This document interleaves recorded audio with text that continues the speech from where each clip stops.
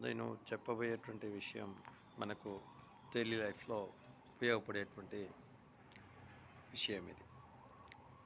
చాలా వరకు చాలామంది ఇప్పుడు నేటి సొసైటీలో చూస్తున్నటువంటి స్టూడెంట్స్ కావచ్చు, పీపుల్స్ కావచ్చు, చాలా మాట్లాడుతుంటారు.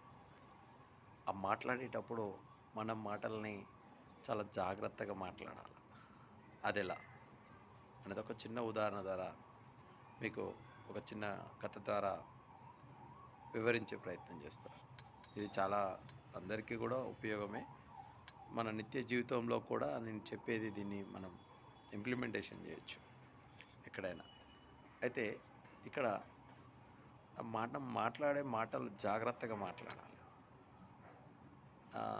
ఒక చిన్న ఏంటంటే, ఎప్పటికయ్యేది ప్రస్తుతం అప్పటికి మాట్లాడాలి అనే ఒక సుమతి శతకంలో ఒక పద్యం ఉంటుంది. సందర్భోచితంగానే మాట్లాడాలి. ఉత్తములు జనరల్గా కొంతమంది ఉత్తములు అనేటువంటి పీపుల్స్ ఉంటారు. వివేకవంతులు, ఇంటెలిజెన్స్ అంటుంటారు. వాళ్ళు ఏది ఎంత మాట్లాడాలో అంతే మాట్లాడి ఎక్కువ వాళ్ళు లిజనింగ్ చేస్తారు. ఎక్కువ వింటారు వాళ్ళు. మాట్లాడడం కంటే ఎక్కువ వింటారు. కానీ కొంతమంది మాట్లాడుతుంటారు. కంటిన్యూస్‌గా సందర్భం ఉండదు. మాట్లాడేది ఎందుకు మాట్లాడుతున్నామో తెలియదు. మాట్లాడాలని చెప్పేసి మాట్లాడుతుంటారు. ఒక చిన్న కథ ఏంటంటే, ఒక రష్యన్ రైటర్ తను.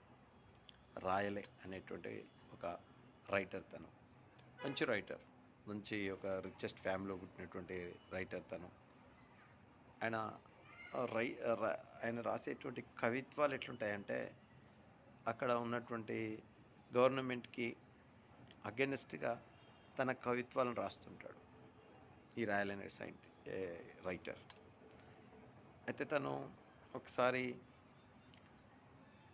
డిసెంబ్రేట్ అనేటువంటి ఒక మూమెంట్ ఉంటుంది అక్కడ రష్యాలో.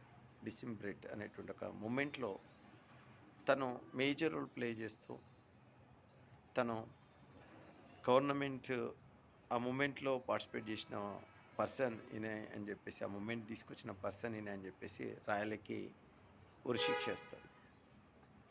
సరే తనకు ఉరిశిక్ష పడతది. ఉరిశిక్ష తర్వాత తనని ఉరి తీయనీకి అంతా రెడీ చేస్తారు. ఆ ఉరిశిక్ష తాడు తలకి బిగించి ఆయన ఫీట్స్ కింద, కాళ్ళ కింద డోర్ ఓపెన్ అవుతది. అది సడన్‌గా డోర్ ఓపెన్ అవుతది. అక్కడేమవుతదంటే, డోర్ ఓపెన్ కాగానే తను ఫాల్ డౌన్ అయితాడు. కానీ ఆయన అదృష్టం కొద్దీ ఆ తాడు బ్రేక్ అయితది. ఆయన ఉరికేసినటువంటి తాడు బ్రేక్ అవుతది. సో, ఆయన సేవ్ అయిపోతాడు. అక్కడ కింద పడతాడు. కొన్ని గాయాలవుతాయి. ఆయన సేవ్ అయిపోతాడు. బట్ తను అక్కడ ఉన్నటువంటి అప్పుడున్న గవర్నమెంట్ ఉరిశిక్ష ఏసినటువంటి ఎవరైతే అధికారి ఉంటాడో, అది జస్ట్ అట్లా సేవ్ అయిన వాళ్ళు ఎవరైతే ఉంటారో, అట్లా ఉరిశిక్ష ఏసినప్పటికీ ఇంకా సేవ్ అయిన వాళ్ళు ఎవరైతే ఉంటారో, వాళ్ళకి క్షమాభిక్ష పెట్టేసి వదిలేస్తారు. తనను కూడా అట్లే వదిలేశారు.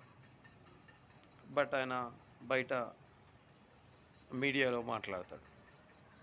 గవర్నమెంట్‌కి కనీసం ఉరిశిక్ష ఏసినప్పుడు ఆ తాడును ప్రాపర్‌గా మంచి తాడును కూడా ఉపయోగించడం తెలియదు గవర్నమెంట్‌కి. ఇదేం గవర్నమెంట్ అని చెప్పేసి తన నోటికొచ్చింది మాట్లాడతాడు. అది ఆ ఉరిశిక్ష ఏసిన అధికారికి తెలుస్తుంది. మళ్ళీ ఆయన ఉరిశిక్షని ఇంప్లిమెంటేషన్ చేస్తాడు సెకండ్ టైం. సో, మళ్ళీ తనని తీసుకొచ్చి ఉరిశిక్ష ఏస్తారు. ఈసారి తాడు స్ట్రాంగ్ తాడు పెడతారు. తన ఉరిశిక్ష చనిపోతాడు తను రాయలే. ఇక్కడేంటి, మనం మాట్లాడేటువంటి మాట అనేది ఇంపార్టెంట్. మనకొచ్చు అని చెప్పేసి ఏది పడితే అది మాట్లాడితే మనకు విలువ లేని చోట కూడా మనం వాల్యూ ఇవ్వలేని చోట కూడా మనం మాట్లాడుతుంటాం. దానివల్ల మనకి ఏమవుతుందంటే, కొన్ని మంచి ఆపర్చునిటీస్ కూడా ఒక్కొక్కసారి మన మాట వల్ల మిస్ అవ్వచ్చు. కాబట్టి మనం మన మాటని ఎక్కడ ఎంత మాట్లాడాలి, ఎంత అవసరమో అంతే మాట్లాడాలి. ఇంటెలిజెన్స్ అని చెప్పాను చూడండి, వాళ్ళు ఎక్కువ వింటారు, మాట్లాడడం తక్కువ మాట్లాడతారు, ఎక్కువ వింటారు. మనం ఆ విధంగా ఉండేటువంటి ప్రయత్నం చేస్తే మన మాటల్ని ఎక్కడ ఎంత మాట్లాడాలి, ఎంత అవసరమో అంత జాగ్రత్తగా యూజ్ చేస్తే ఖచ్చితంగా మనం మన లైఫ్లో సక్సెస్ అవుతాం. సో నా ఛానల్ని సబ్స్క్రైబ్ చేయండి, షేర్ చేయండి, లైక్ చేయండి. సో ఆస్క్ ఫిజికల్ సైన్స్ నా ఛానల్. Thank you.